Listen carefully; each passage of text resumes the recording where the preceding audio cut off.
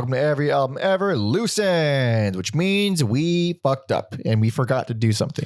Yes, we really should have done this. We really had no excuse not to do this one. Thank you, patronizers, for patronizing and giving us money and helping us survive and live. This is coming out way after the fact, but what had happened? I did not intend to release the ELO Loose Ends on the main feed so soon. I did not want to do that at all, but I had... Due to circumstance. We got a little sicky poo. We came down with a little something. I came down with COVID. You came down with the bronchitis. And ain't nobody got time for either of those. Dude, I mean, it was fine. We're clearly alive and we're fine, but it came so suddenly that I'm like, oh, I'm not prepared. Like we have no backlog. We have to so I had no choice. I had to just throw it out there. Like that was it. And so this is your reward, listeners' reward, kind of, if you want to call it that. I don't know about that. Cause this is coming out like so much later. I'm sure they've put it all together at this point, but also the other thing that had changed, we planned on doing Death from Detroit, as episode 118, but didn't realize last second that they had more than one album. They had more than one album. They had like they're weird albums, and there's a lot of demos in there, but there's still like a few albums. And last second, he just got to throw in a Mother Love Bone, just a quick one and done because we don't have time. Yes, want to be comprehensive. I don't want to do a Loose Ends for Death unless, of course, they come out with a new album. A new album. And we're talking about the punk band, not the one with the Beautiful Dead man, Chuck Schuldiner. Which is gonna be the first. When we can, it might be out. No, I don't know if it'll be out by the time this comes out. Who knows? But it'll be the first band of the same name that we've covered. I've wanted to do it for a long time, just because of that. Just because of the two episodes of the same band name, but completely different. What are we talking about? Anyway, we're here to tie up some loose ends. Loose ends for our White Zombie episode. I fucking wish I said that earlier instead of fucking 3 minutes into the episode. White Zombie episode something. You'll see a link if you're on YouTube. Damn near a year later. Pretty much. Almost, yeah. Yeah. Maybe a little after, actually. It might be more than a year. White Zombie, that was a very fun episode. I still look back on it very fondly, even though I have not listened to the band since. I don't know what it was about that. I listened to it. I bought the great box set. Hell yeah. With just their early shit. Yeah. Put out by Numero Group, which is a great record label, which I might talk about towards the end. Because this is a nice little record label. Yeah. And then I went and I got L'Exorcisto Devil Music Volume 1, because Rob Zombie's an asshole who named his albums like that. And so now I just need Astro Creep to finish, and I will have the full thing. I will have every album ever by White Zombie. What about Super Sexy Swinging Sounds? No, I don't fucking count that. I don't count that. That album sucks. Check out that episode, by the way. Yeah. It was a fun fucking episode. I don't know why it just is one of my favorite episodes that we've done. Like, I'm so glad that we covered them. And in hindsight, we should have saved it for Halloween, but whatever. Whatever. We got Rob Zombie. We can always do Rob Zombie. Oh, that's true. Yeah. I had sprained my ankle. I was moving. That's right. You had the cast. I had a lot going on. You guys are lucky you got those episodes. They're fun. But we missed this EP. This is the God of Thunder EP, which is so stupid because on the episode we cover the first two singles that the band there's only 3 songs on this. 3 exactly. This is gonna be the dumbest, shortest Loose Ends episode. There's literally 3 songs, but we missed it, and it's just as essential as the singles. It's not like the most essential thing. Yes, but it's not any less essential than like the Pig Slaughter. I think it's Pig Slaughter. That's what it's called. The very first releases that they put out. Can I see? Is it on here? Is it on? Nope, it's not on here. Fuck. But yeah, I think let's Pig Heaven, Slaughter the Gray. I keep saying Yes. Pig Slaughter. Pig Heaven.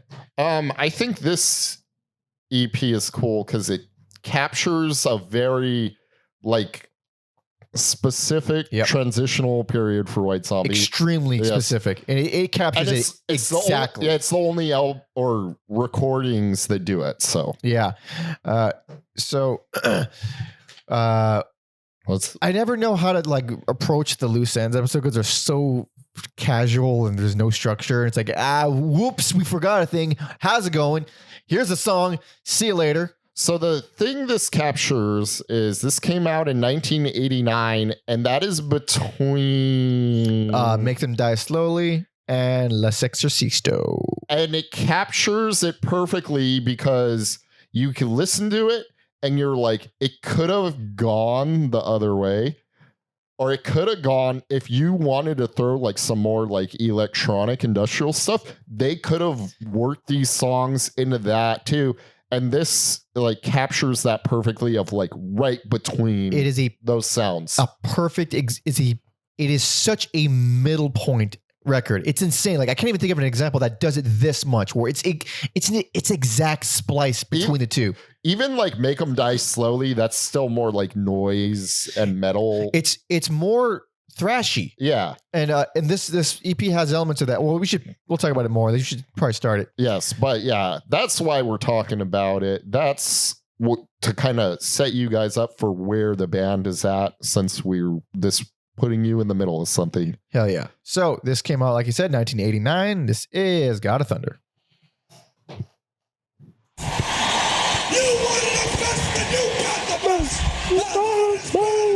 Hey, now wait a minute. Stuck on this. I think I like bands covering Kiss more than I like Kiss. They have some of the best covers. Melvins. Yeah. Melvins. I always like God of Thunder though. I think I heard it in like a Tony Hawk video game. Same. It was Thug 1. Yes. Yeah. They performed. There's a whole level where Kiss performs. Gene Simmons was an unlockable character. This is the funniest vocal performance I've ever heard in my life. No, wow. He's like embraced like what he would be known for on this song. He sounds like the Matt TV parody of Rob Zombie. Dude, that skit so. And we talked over it, but of course he opens up the song with a yeah. Wow. I really shouldn't be doing Rob Zombie vocals in my state. Oh, yeah. It'll be worth it.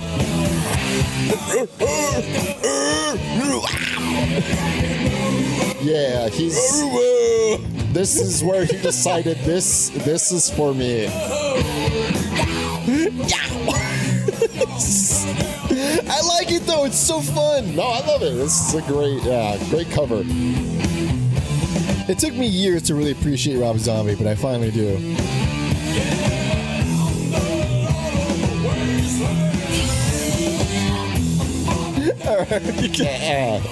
I forgot I'm in control of this now. Yeah. Oh shit, that's so funny. Yeah, it's a great cover song. It's rather straightforward aside from Rob Zombie's hilarious performance. That's the thing. Like, if a normal vocalist did this, I'd probably be like, whatever. It's straightforward. But like his vocal performance, I'm like, it makes it a thing worth listening to. Yeah. And so really, everything that we explained about it being a perfect transition record is not on that song at all, because it's really just the two songs afterward that showcase how the band has taken the step. I like the second song, Love Razor, because it's more like Melvin's than anything. But that's also when I realized, like, this could have gone in either direction. Oh yeah, it's way groovier, and super dirty. But I think it still has these almost thrash riffs, just like Make 'Em Die Slowly had a lot of thrash. Even though it wasn't a thrash record, it had a lot of thrashiness to it, and it makes me just so curious about what that original version of that album would have been like. According to Shani Salt, she's saying that it was the first version they recorded was the best one, and then that's right, the one that came out was like the third version they recorded, which apparently didn't really capture what the songs were. And then you hear like this version of Disaster Blaster, which is a re-recording of Disaster Blaster from Make Them Die Slowly. And that song is fucking always rad. That song is awesome. Yeah. And this version is way snappier. The guitar lines are simpler. It's tighter. It's less like Those noisy. That's the vocal performance that made his, like, when he does like the wow, like Yeah. his cat vocals. Yeah, they're insane on that song. God damn. It's fucking cool. It's stupid, but it's cool. And it was actually a really kind of unique sound. Like, because, you know, by the next album, we get full on Thunder Kid 65 or 60. And I remember, I haven't heard in a long time, obviously, but that album's production is just so not, I think, kind to the types of songs, because the songs are so fucking heavy, but it has this Rage Against the Machine, you know, small production. The drums sound very tiny, and it sounds like it was recorded in a room instead of, you know, it's not a very booming sounding album. And this has a little bit of that, but not quite. It doesn't, they don't feel very stripped down. They still feel big and metal. Whereas it sounds infinitely more metal than La Sexorcisto. Yeah. More traditional metal. Riff City, dude. Riff City. But yeah, I don't know. Like I said, I kind of thought about the Melvins a little bit, and the Melvins are the Melvins, so I got a band to scratch that itch. So I'm glad they went more industrial electric, because I don't really, there's that White Zombie itch that needs to get scratched sometimes. It's an interesting itch because I never have it, but I do appreciate it. Like, I have it sometimes. The closest thing I think of is like, it's like Nine Inch Nails-esque in the industrial aspect of it. Not so much in the heaviness, but they were really able to like capture it with like pop sensibilities, because like I love Nine Inch Nails. I like some Misery here and there, but like those are like, that's Misery.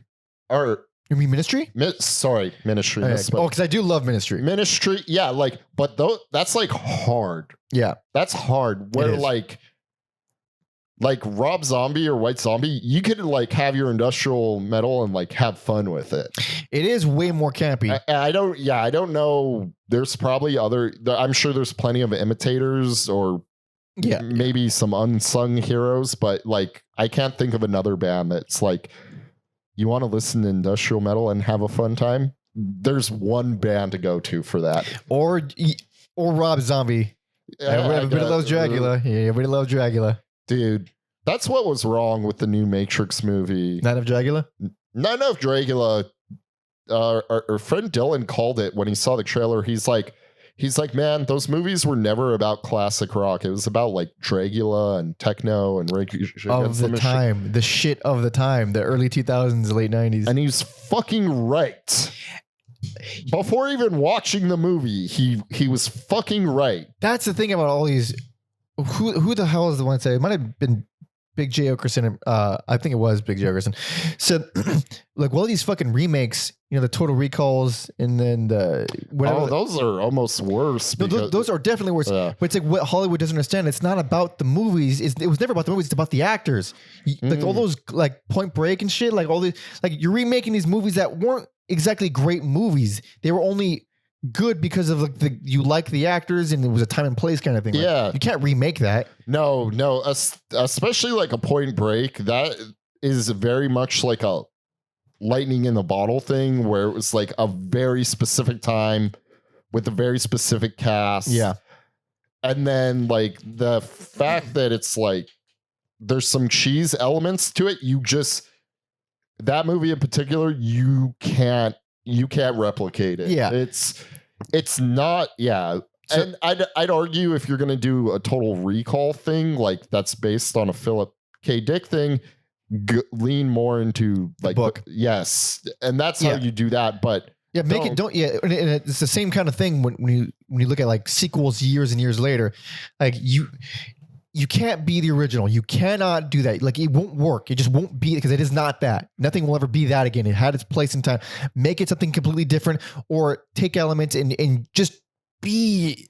It's like it's weird trying to tell a movie to be itself, but it's kind of thing like you can't be that thing. Be you, baby. The only these like Lego sequels, or I forget the other words, people. The only movie that pulled it off to me was the new. I'm second podcast where I'm going to bring up the new Blade Runner. That's the only legacy sequel that like pulled it off to me because different movie entirely. Different movie. It like tied into the first one, but it wasn't like these like profound things that impact the main character. It's just something the main character stumbled upon and is dealing with, and like that's a great example. It's a completely different movie. Like I love the original Blade Runner, and I think I like it still more than the sequel, but it's more like a future cyberpunk noir type thing. You know, slow but like intentional. Whereas the sequel is this gorgeous, really also slow but different. Very slow, but it's way more atmospheric. Way more. It's like the setting is more of a character than anything else. It's more like, and I don't want to say because it's not noir like. No. It's done more like a mystery than and then there are mysteries and noirs, but like there's a difference. Also, I love. I don't care about spoiling this movie if people haven't seen it. Like, spoiler alert. Yeah, like I love the like. There's a point in that movie where I'm like, dude, if Ryan Gosling's Harrison Ford's kid, I'm gonna be so pissed. But also, it's a good movie, so maybe I'll tolerate it. And they play with that idea. Yeah. And it's just like, you dumb fuck. You think we're that stupid? Idiot. You idiot. Stupid. Where you like, they tell them something like, you really think you're that special? And that this feels kind of like a commentary on the. Like, that's just smart writing. It's just good writing. And I appreciate the hell out of that. Going back to Rob Zombie. Yeah. Like Dragula was in almost every like late 90s, early 2000s action. Oh man, I should try to find it. I remember Julia who did like Uranium. It was this metal show on Fuse called Uranium, and she was like talking to Robert Zombie. Shit, Robert Zombie. That's my favorite. That's his name. His name is Robert Zombie. Yeah. We're just calling him by his fucking name. I was gonna do that deadpan, but I'm like, no, it's too. I can't. So she's like talking to him, and I forget what song he trashed. He trashed some song because it was everywhere, and she calls him out. She's like, "Dude, Dragula's been in like every movie I've seen lately." Yeah. And he just gets quiet about it. Hey man, paying his bills, dude. Paying his bills. No, she just did it like, who are you to say when a song's too overpopulated? I think that needs to be done. I think people need to say that. Because like, I'm sure he was just trying to fill up space and make conversation. Yeah. But like, hey man, you think I'm not going to call you that? Like, that's the thing. I give everyone free reign. Say whatever the fuck you want. But I'm going to make fun of you. I'm going to call you on it. Yeah. That's my freedom. That's my freedom. All right? Did Edge walk out to Dragula, or was that that was song was that? Never gonna stop, man. Never gonna stop. That was fucking everywhere too. I was mostly exposed because of Edge. Yeah. That was my prime watching wrestling years as a kid. Dude, the Brute theme slaps so hard. He's walked out to it like 3 times since he's come back. It's got there's something real fucky about it. It's a real fuck song. It's like, for people who are pro wrestling nerds, the Brood was like they basically vampires. Yeah. And it starts off with this like like breathing backwards thing, and the stage lights on fire, and these 3 guys come out from underneath the stage, and it's like this with fucking Guy Fieri sunglasses.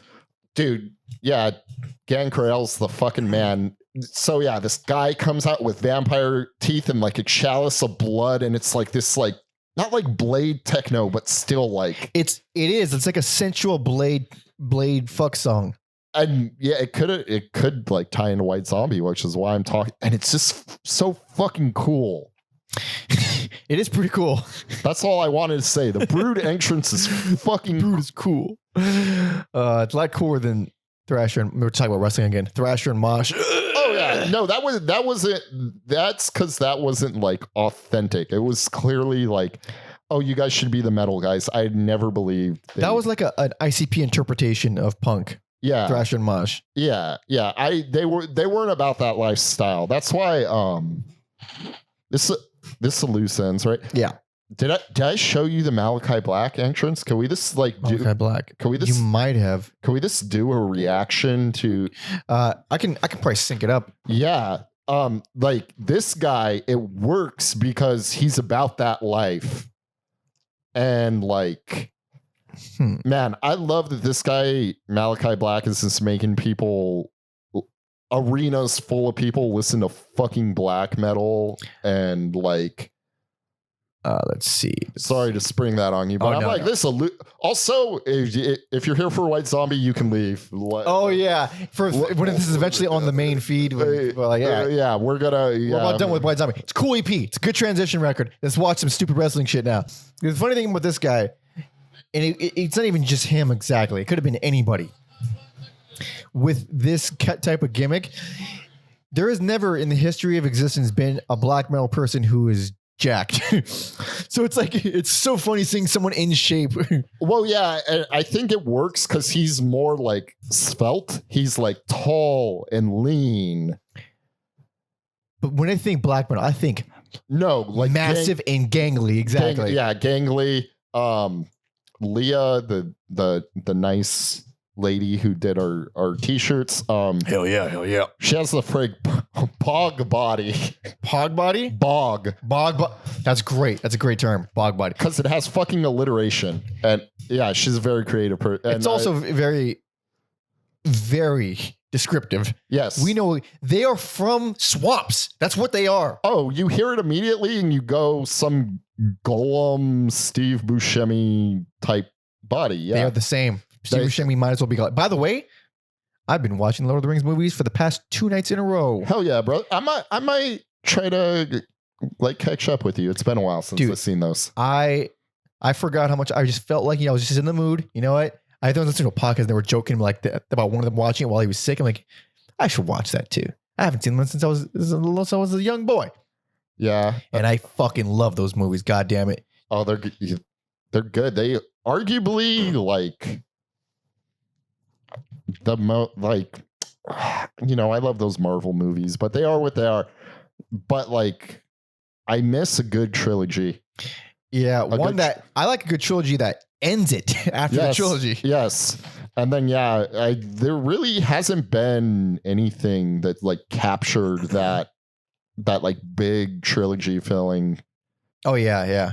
Maybe Dune will do it, but we'll see how they end it. I love the first part.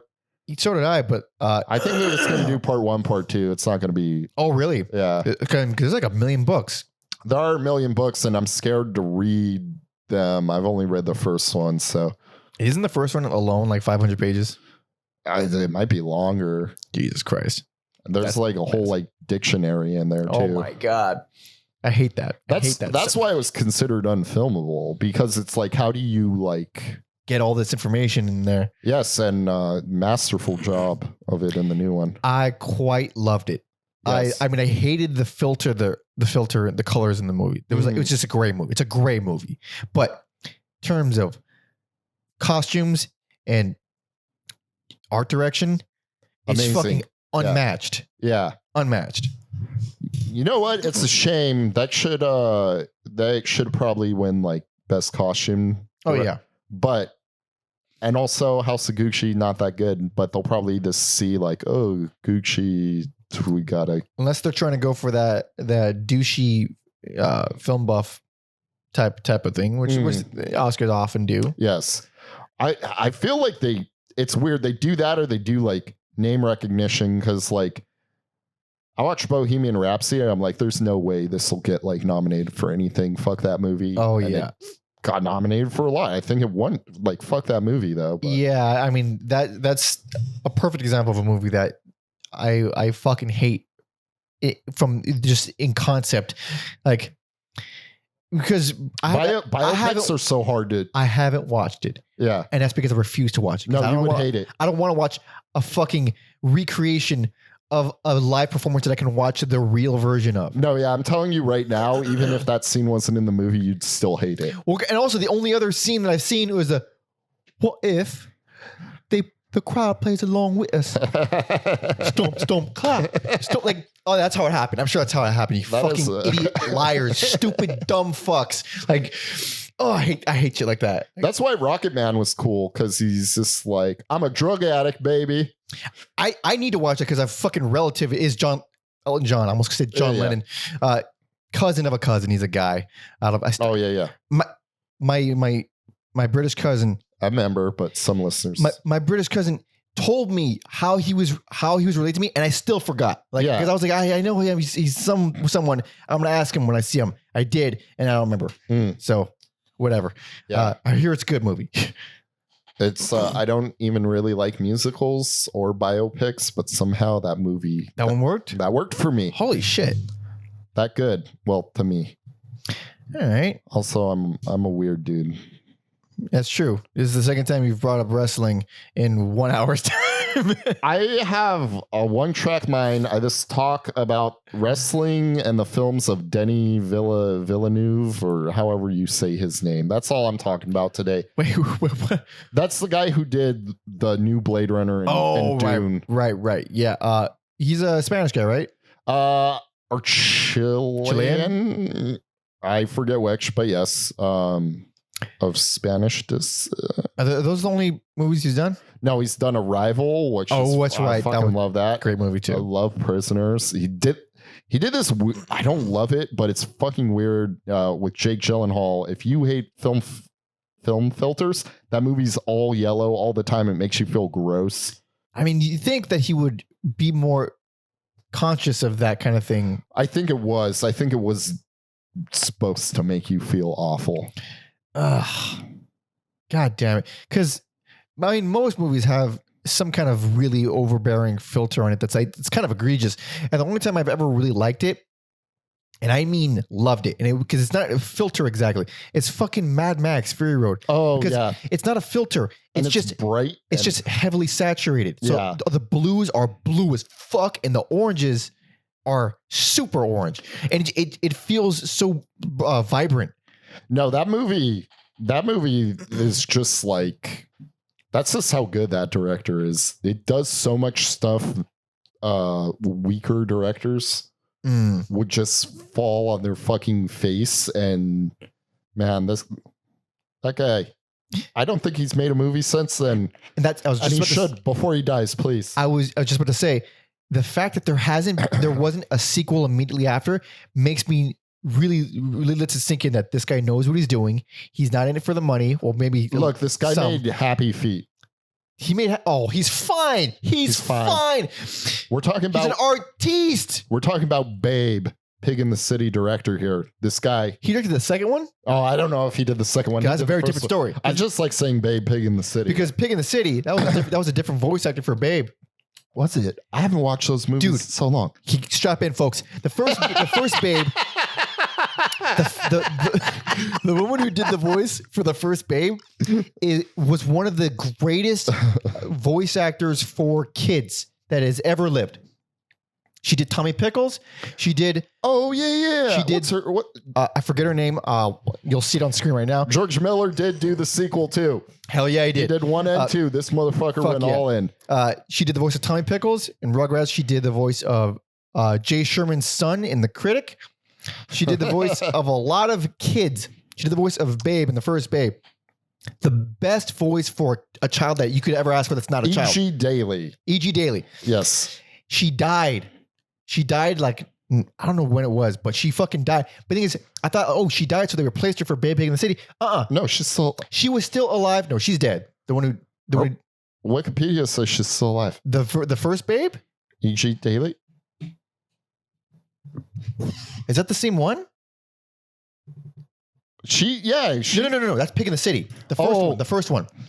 E.G. Daily is who they replaced her with. She plays Dottie in Pee-wee's Big Adventure. Well, no, she does Tommy Pickles. Wait, what? No. Holy shit. Hold on. Who am I thinking of it? No. Someone. Hold on. Wait. You got to find the... See, now I'm all mixed up. Just click on the first one. Oh, here's the... There we go. Christine Cavanaugh. There we go. Wait, if she... But she also worked on Rugrats, so I can see why you were confused. She does Chucky in Rugrats. My mistake. So E.G. Daily... Well, it's crazier that they were like... Exactly. Yeah. She does Chucky, and then she does Dexter from Dexter's Lab. Dude, Dexter's a great voice. Hell yeah. So I didn't realize they were both on Rugrats. But anyway, glad we got to the bottom of this. So she died. Christine died, and I thought that she died, and then they replaced her for Babe. She quit. She just retired from acting. Oh shit! Years before she died. Shit. She just retired. Then they got fucking Dottie from Pee-wee's Big Adventure to do Pig in the City. Let's keep it in the Rugrats family, dude. And it still a good voice. Still a good voice. Yeah. Oh, holy man. Shit. Man, I was not ready for that. Dude, I went in a fucking rabbit hole. I was like, wait a minute. Who is this voice? Why is this the best kid voice? It's the most convincing kid voice. I also like Pamela. Alden? Yeah. Bobby from King of the Hill. She's good at doing kids' voices. She's great at it.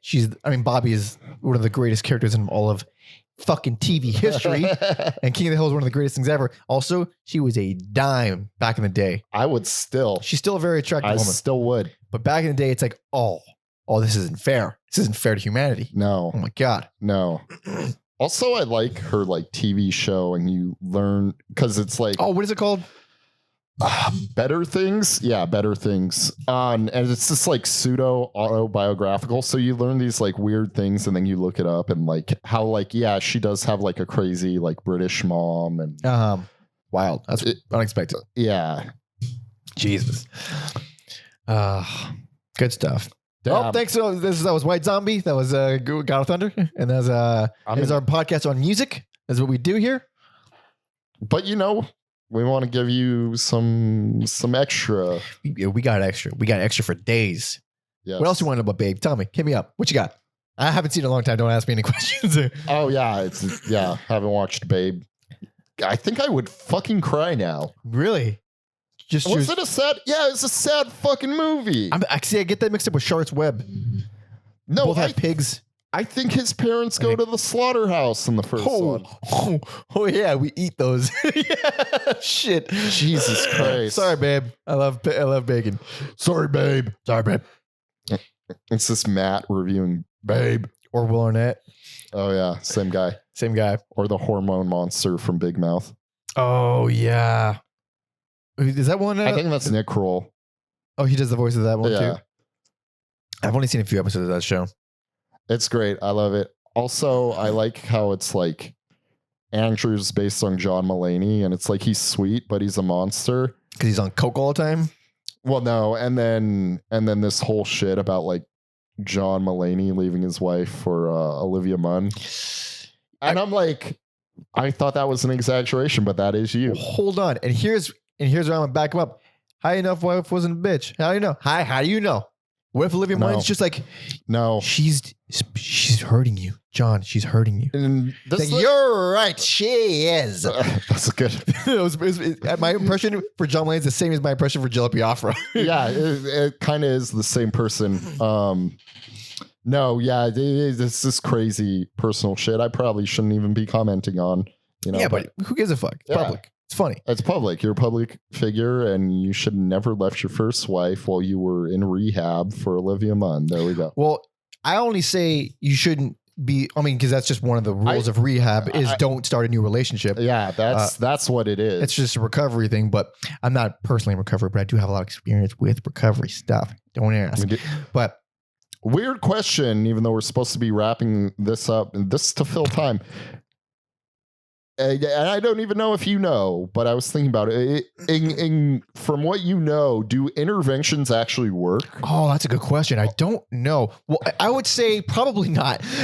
If I had to guess, because I could see how this makes the person like more like on edge, like, oh, you're all fucking attacking me, and they can. So I think I think they do work, but what it is? I mean, the ultimate thing with addiction in general, then one thing I'm very certain of is nothing gonna happen unless they want it to happen. Yep. If they don't want it, if they don't want to quit, you ain't going to convince them. Yeah. No intervention is going to help them want to quit unless that is the rock bottom. If that's the rock bottom, like, here it is. My life is crumbling. My fucking aunt's here telling me I need to get clean. That's the worst. Like if that is your rock bottom, then it for sure they'll do it. But you got to hit rock bottom. You got to like see it and you got to want to stop. The person I'm thinking of, this definitely would not be the rock bottom. So it would not work. For my brother who was a big old addict, he couldn't. No chance. Like maybe if you come from some sort of dignified background a little bit. He was also fucking crazy mentally ill. Yeah, and so he never really got clean, and he's like he's gone somewhere mentally, but like you couldn't put him down and sit him down and be like, we care about you and we love you. We need you to get help. Because he would start punching people. Like he doesn't care about people. No, that's not going to work. That's not going to work. Yeah. Or like, another's like, I have another relative who's just decades long alcoholic, long, so deep in it, wake up with a 6-pack kind of thing. Drives everywhere drunk, full on, never coming back, functioning. So because they're so high functioning, they're like, I don't need it. I'm fine. Like, I got a job. I got a roof over my head. Exactly. What do I need? They will also never quit because they are function. They're sustaining. So that's not gonna fucking happen either. It's really got to be like a really big blow to them in their spirit. Like they got to be like, I can't do this anymore. My dignity. Yes. So if the person has no dignity, if they have no dignity, then they do not need help, Alex. Yep. They're good. Yep. All right. That answered my question. Jesus, this crazy episode. Oh, it's wild. We go all over, baby. We go all over the place. That's just what a podcast is. We just usually have a fucking schedule and a sequence of things to talk about.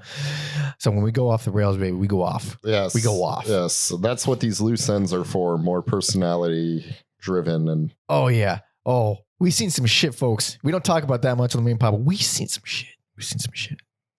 Have I seen some shit? Oh yeah. I've seen some shit. I had to think about it. Yeah. I think I've seen more shit earlier on. And then as soon as it hit like 20, it kind of like died down. I haven't seen any wild shit in a while. I won't talk about it on pod. I'll tell you like off mic. And then I'll tell you guys later. No, please. Yeah, okay. Oh yeah. You got it, buddy. No, don't worry. Yeah. I'm not ready for that. It doesn't have to do with me. If it was me, I'd probably share. No, I get it. I get it. Oh, dude, I have wrecked relationships from being on camera saying shit. And it's like, yeah. Dude, I have upset people really like bad. Like I remember. I mean, more recently than you're thinking too. Like, really? I mean, just happened. Like this is like again? A couple weeks ago. Was it your mom again? It wasn't. It was worse. Like, it wasn't even like I was airing dirty laundry. I'm just like talking shit, making stupid jokes. And when you have a mouth as big as mine, at some point you're going to say something wildly offensive. And then someone is going to be like, we're done. We're done here. Like, oh, wow. Well, I said that you had a giant vagina. What does that mean? That doesn't mean anything. That's not what I said, but you know what I'm saying. Saying outlandish shit can just, all right. So I guess I'm in trouble now. Goddamn. Don't mean to. Hey, just jokes. Not that the person doesn't understand that. She's not listening to this. It's okay. You're not listening to this. You're done. You're cut off. Your mic. What? You're done. What's the problem? No.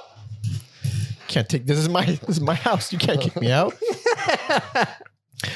So thank you for listening to our episode on White Zombies God Offender VP. I've got way too I forgot there was a camera on. I'm like, dude, that's where we are. That's where we are now. This is a cool EP. We talked about we listen, we're done. Okay. We're done. I was gonna try to keep it Robert Zombie related and I didn't. I fucked up. Who cares? We talked about Airheads, all kinds on the main episode. We don't need to do it again. No. Except, you know what? I think I forgot to on that episode, And I almost forgot to on this episode. It's too bad you didn't get that in earlier because now I feel like we're really pushing. No one who likes White Zombie is watching this at all. There's no chance. But what I wanted to say, was the song that they wrote for Airheads. Maybe I did mention the episode. If I did, I think you did. But I remember being regretful that I didn't bring it up. Is a song that they wrote it specifically for Airheads. It fucking rules. I forgot what it's called already. The song for Beavis and Butthead's awesome, and so is The Crow. And they wrote a song for The Crow, or was it just something or from a sequel to The Crow?